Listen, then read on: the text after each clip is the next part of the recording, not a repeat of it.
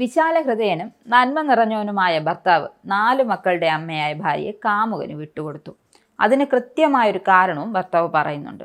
തൻ്റെ ജീവനാണ് പ്രധാനം, അതുകൊണ്ട് ഭാര്യയുടെ ഇഷ്ടത്തിന് വിടുന്നു എന്നാണ്.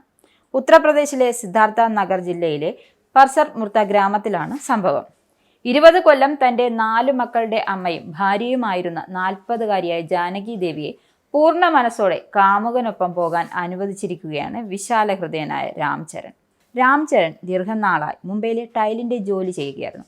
ഭർത്താവിൻ്റെ അഭാവം സൃഷ്ടിച്ച ഏകാന്തതയിൽ ഭാര്യ ജാനകി മെല്ലെ തൊട്ടടുത്തുള്ള ഗ്രാമത്തിലെ 24-കാരനായ സോനു പ്രജാപതിയുമായി അടുപ്പത്തിലായി.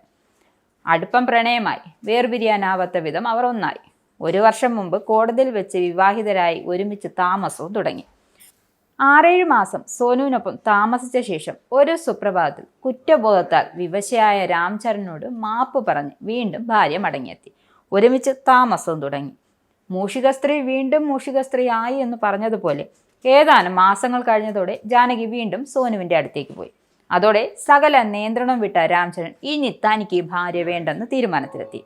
ജാനകിക്കെതിരെ ഭവാനിഗഞ്ച് പോലീസ് സ്റ്റേഷനിൽ സോനുവിനെ പ്രതിയാക്കി ഒരു പരാതിയും കൊടുത്തു. തൻ്റെ ഭാര്യയെ സോനു തട്ടിക്കൊണ്ടുപോയി എന്നായിരുന്നു പരാതിയുടെ കാതൽ. ഈ മാസം 20-ന് രാംചരൺ യു-ടേൺ അടിച്ചു. സോനുവിനെതിരെ കൊടുത്ത പരാതി നിരുപാധികം അങ്ങ് പിൻവലിച്ചു.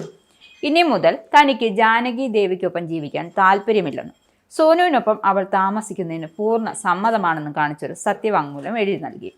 സോനുവിൻ്റെയും ജാനകിയുടെയും താല്പര്യപ്രകാരം മക്കൾ തനിക്കൊപ്പമാണ്. ഭാര്യ ഓടിപ്പോയതിൽ തനിക്ക് പരാതിയൊന്നുമില്ല. അരുതാത്തത് എന്തോ തനിക്ക് സംഭവിക്കുമെന്ന് ഭയപ്പെടുന്നുണ്ട്. ഭാര്യ ജാനകിയിൽ നിന്ന് ആക്രമണം ഉണ്ടാകാനിടയുണ്ട്. അതുകൊണ്ട് താൻ റിസ്ക് എടുക്കുന്നില്ല എന്നാണ് രാംചരൺ പറയുന്നത്.